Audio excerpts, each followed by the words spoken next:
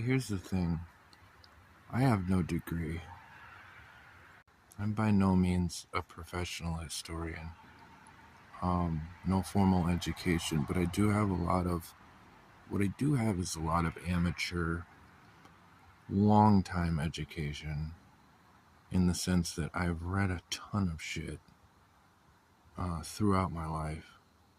Ever since I was like 6 or 7 or 8, I would just devour history books. And I know that's not the same.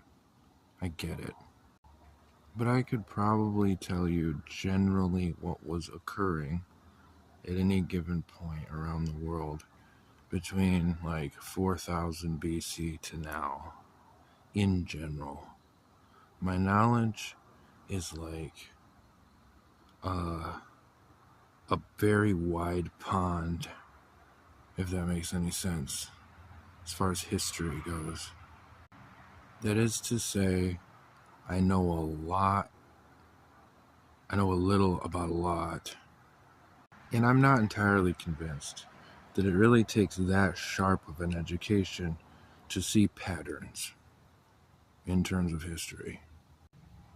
As the famous saying goes, I think it was Marcus Aurelius, doesn't really matter, all you have to do to see the future is to look at the past.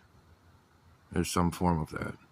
See, the thing is, we're in a weird state right now in the world, because up until like the early 90s, 91 to be exact, the Soviet Union, I'm talking post-World War here, Soviet Union, the West, and the US pretty much held the world in a kind of balance.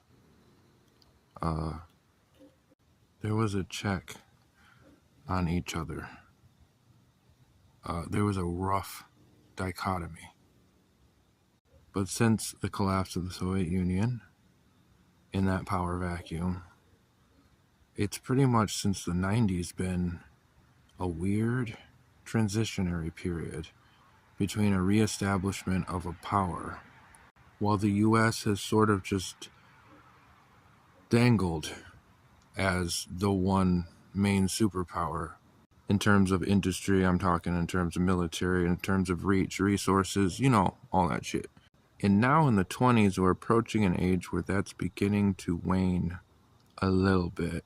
It doesn't take a genius to see that waning will only accelerate within the next decade or so. I'm not entirely sure what would replace that.